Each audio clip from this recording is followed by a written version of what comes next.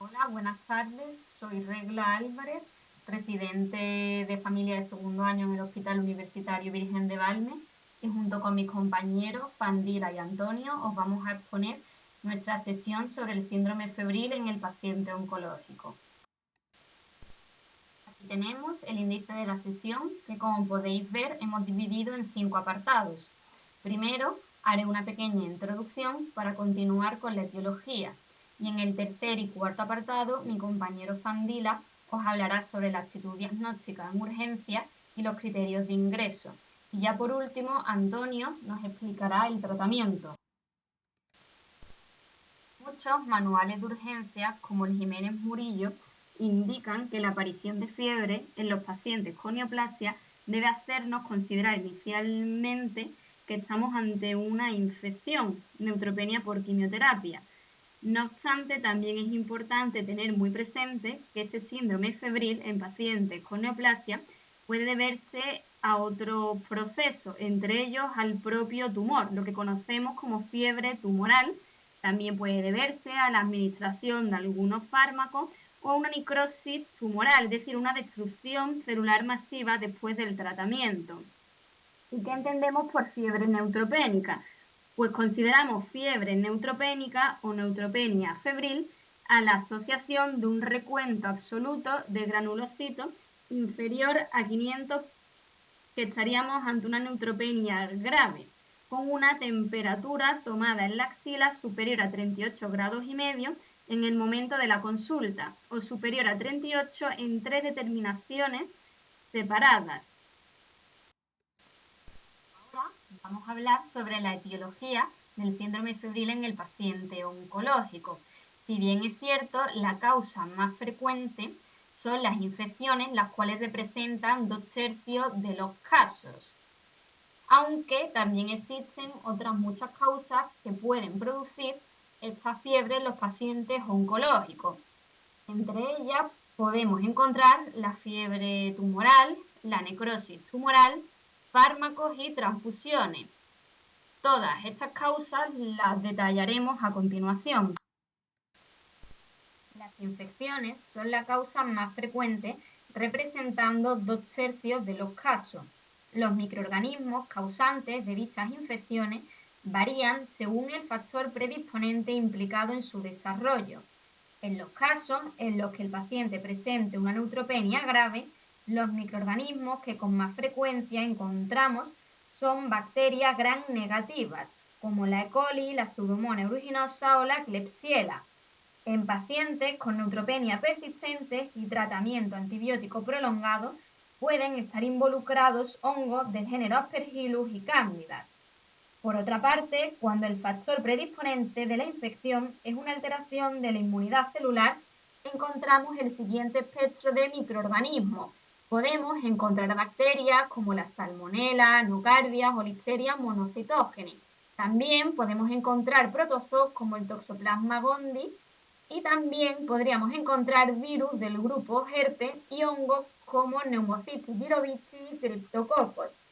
Por último, en el caso de que el paciente presente una alteración de la inmunidad humoral, los causantes de la infección son microorganismos encapsulados como Haemophilus influenza y Streptococcus pneumoniae. Es importante destacar que la alteración de la inmunidad humoral es el mecanismo que con menos frecuencia se encuentra implicado en las infecciones de pacientes oncológicos, y tan solo la quimioterapia con agentes citotóxicos puede hacer menos eficaz la respuesta inmunitaria humoral. Otra causa del síndrome febril en el paciente oncológico es la fiebre tumoral.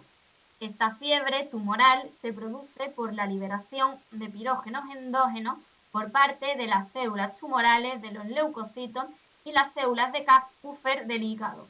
El diagnóstico de la fiebre tumoral se realiza por exclusión una vez que hayamos descartado un posible foco infeccioso.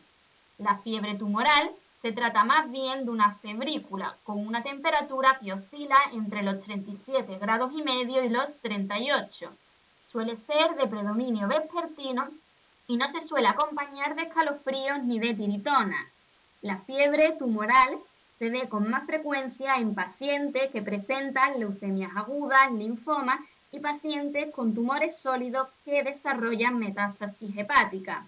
Es importante destacar que la fiebre tumoral presenta una respuesta favorable a los AINES. Otras de las causas del síndrome febril en el paciente oncológico son la administración de determinados medicamentos como la bleomicina o el arabinóxido de citosina, que origina la liberación de pirógenos endógenos. El síndrome febril en el paciente oncológico también puede deberse a las transfusiones recibidas en las últimas horas, generalmente de plaquetas. Por último, aunque no menos importante, otra causa de este síndrome febril en el paciente oncológico puede ser la necrosis tumoral. Esta ocurre en especial en enfermos irradiados recientemente, en los que la destrucción celular masiva origina liberación de sustancias que actúan como pirógenos. ¿Qué tal? Mi nombre es Fandila Sánchez, soy residente de segundo año de Medicina de Familia en el área sur de Sevilla y bueno, os voy a explicar la segunda parte de la presentación, la actitud diagnóstica en paciente oncológico febril. Bueno, antes de meternos en la anamnesis y en la enfermedad actual, es muy importante recoger ciertos aspectos claves de los antecedentes personales. Bueno, en primer lugar, saber qué tipo de tumor es y en qué situación de extensión está, ¿no? Si es una enfermedad localizada, localmente avanzada o metastatizada. Eh, También es muy importante saber si el paciente está en estado G paliativo o no paliativo, sobre todo porque si está en estado G paliativo deberíamos priorizar el control sintomatológico del paciente. Generalmente en la estación clínica, en la hoja de evolución de oncología o medicina interna, podremos saber con exactitud este tipo de datos. También muy importante saber si es un tumor de órgano sólido, bueno, los más frecuentes, como ya sabéis, cáncer de mama, pulmón y riñón, o tumor hematológico, porque en la tercera parte de presentación de la presentación ya veréis que va a requerir un aislamiento distinto, ¿no? En caso de que requiera vigilancia en observación 24 horas o un ingreso hospitalario. Vale, en el segundo apartado considero importante el tratamiento oncológico previo actual, o sea, radioterapia, quimioterapia, cirugía oncológica, intervenciones quirúrgicas, etcétera, ¿no? Bueno, importante recoger la fecha del último ciclo quimioterápico en caso de que esté con quimioterapia. ¿Por qué? Porque si el paciente trae sintomatología gastrointestinal, náuseas, vómitos, cansancio, astenia, etcétera, y se ha puesto la quimioterapia hace 2 o 3 días o la semana anterior, muy probablemente esté en relación con el ciclo de quimioterapia. Antecedente quirúrgico reciente, sobre todo enfocado a intentar discernir si es el foco séptico, ¿no? Causante de la infección y de la fiebre. Ya tenga que ver con su proceso neoplásico o con cualquier otro tipo de cuestiones. Estos pacientes, sobre todo los pacientes oncológicos en estadio avanzado, suelen requerir múltiples ingresos hospitalarios. Por tanto, es frecuente que en cultivos de exudado rectal aparezcan gérmenes multiresistentes, colonizadores, ¿no? También podría ser el posible foco séptico de infección. Bueno, otras enfermedades de interés, ¿no? Ya sabéis, hacer la anamnesis por aparatos y sistemas cardiológicos, pulmonares, renales, intervenciones quirúrgicas previas. Y bueno, yo pongo aquí revisar el tratamiento médico y analgésico. Bueno, pues sobre todo, si en la primera vista de consulta el paciente os te manda algún medicamento para dolor, y bueno, si ya el paciente está con mórficos, con fenantilo, con morfina, con tapentadol, pues evidentemente no empezar con fármacos del primer escalón, ¿no? Bueno, en cuanto a la enfermedad actual, bueno, sobre todo recoger en la anamnesis, los pacientes suelen venir a urgencias por un episodio febril o febrícula y bueno, pues preguntar esta serie de síntomas acompañantes para intentar objetivar y localizar el foco séptico. Síntomas respiratorios, tos, secreciones, ruido respiratorio, sensación de ahogo, clínica miccional, disuria, poliacuria, tenesmo, urgencia miccional. Bueno, si describen alguna focalidad neurológica, orofaringios, bueno, sobre todo dolor de garganta, eh, que se hayan objetivado placas en las amígdalas, etcétera, ¿no? Bueno, abdominales, dolor abdominal, náuseas, vómitos y bueno, pues cutáneos, sobre todo bueno, si se han objetivado alguna herida reciente o cualquier cosa.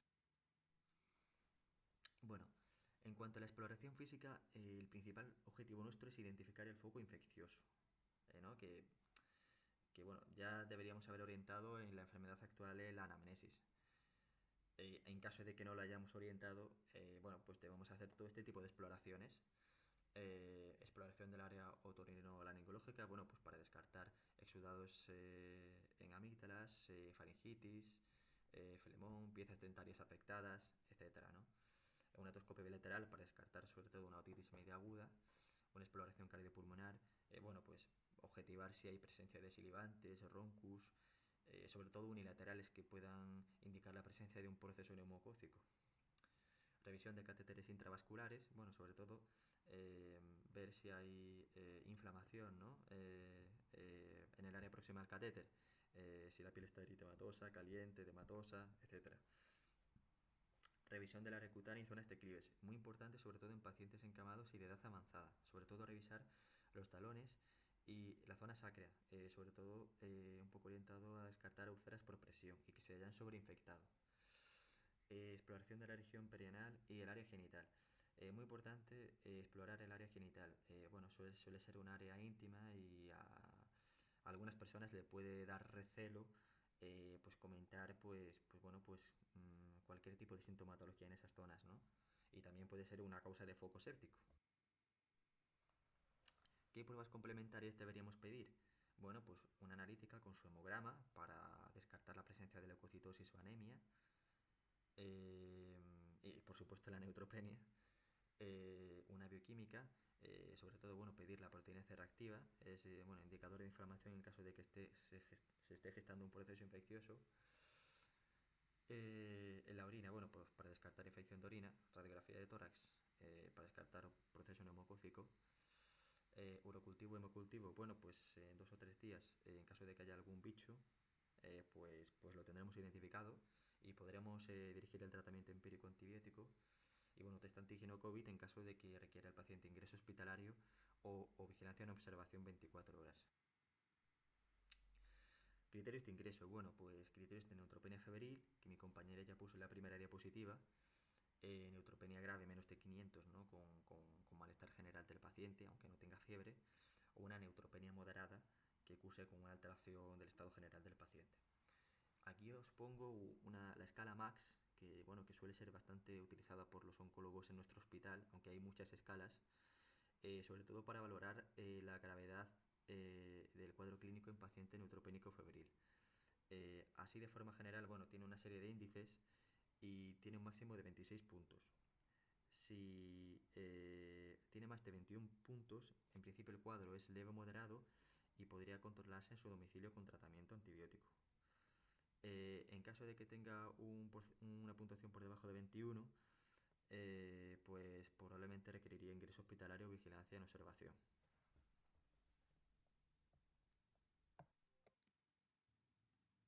Ahora vamos a hablar del tratamiento. El tratamiento será hospitalario o domiciliario, según se cumplan o no los criterios de ingreso. Y vamos a comenzar hablando por el hospitalario. El hospitalario consiste principalmente en realizar unas medidas generales y un tratamiento antibiótico. En cuanto a las medidas generales, deberemos realizar una dieta absoluta si hay intolerancia a la vía oral, ya sea por vómitos o disfagia, por ejemplo, un aislamiento de barrera inversa, que es el aislamiento que hacemos no cuando el paciente tiene algo infeccioso que puede contagiar al resto, sino cuando nosotros somos el peligro al paciente. Debemos dejar al paciente en un box de aislamiento y debemos realizar medidas de contacto para no contagiar nada a un paciente que es vulnerable.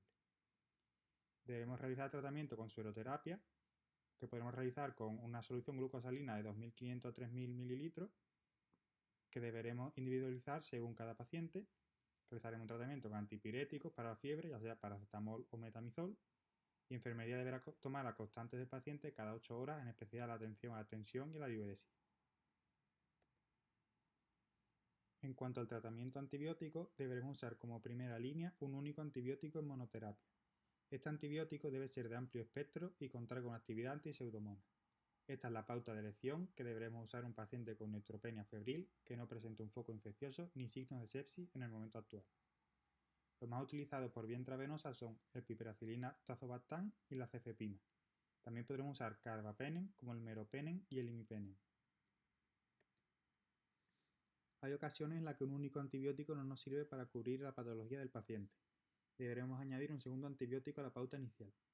Podremos añadir un glucopéptido en los casos en los que sospechemos una infección de un catéter, que haya hipotensión o afectación hemodinámica, colonización de cepas resistentes a penicilina de neumococo, estafilococo aureus metilicin resistente, que tengamos unos hemocultivos de gram positivo pendientes de filiar o que el paciente haya hecho profilaxis reciente con quinolona. Los más recomendados por vía intravenosa son la teicoplanina y la vancomicina. En aquellos casos que existen criterios graves de sepsis, disnea, colonización por un bacilo gram negativo, que el paciente haya hecho tratamiento beta-lactámico en el mes previo, que encontremos una bacteria gram negativa en un hemocultivo que esté pendiente de filiar, o que tengamos presencia de un foco infeccioso en un lugar distinto de un catéter, deberemos añadir un aminoglucósido a la pauta inicial. Los más usados de forma intravenosa son la amicacina y la tobramicina. En caso de contraindicación podremos usar el astreonam. La duración del tratamiento antibiótico dependerá de la evolución del paciente y de los resultados de los hemocultivos. Se mantiene el tratamiento inicial de forma general durante 5 días y se modificará según el resultado de los hemocultivos. Si la fiebre persiste más de 5 días, deberemos reevaluar al paciente, tomar nuevos cultivos y si sospechamos una infección por hongo, deberemos añadir fluconazol a la pauta antibiótica. Si el paciente del tercer al quinto día se encuentra febril, deberemos continuar con la antibioterapia hasta que la cifra de neutrófilos sea mayor de 500, suspendiendo entonces la antibioterapia al séptimo día del inicio. En cuanto al tratamiento de soporte, deberemos realizar un tratamiento con factores estimulantes de colonias en aquellos casos con neutropenia y lo realizaremos con el filgrastim o el lenograstim. En aquellos casos que tengamos una anemia con una hemoglobina por debajo de 7, también debemos realizar una transfusión de concentrado de Matías. Y en aquellos casos en los que tengamos una trombocitopenia con una cifra de plaquetas por debajo de 10.000 y una hemorragia activa, también debemos realizar una transfusión de plaquetas. Y para concluir vamos a hablar de la pauta antibiótica que se realizaría en el tratamiento domiciliario en el caso de aquellos pacientes que no cumplan los criterios de ingreso. Esta pauta consiste en ciprofloxacino y cefurosima durante una semana 2 veces al día, además de los antitérmicos como el paracetamol o el metamizol.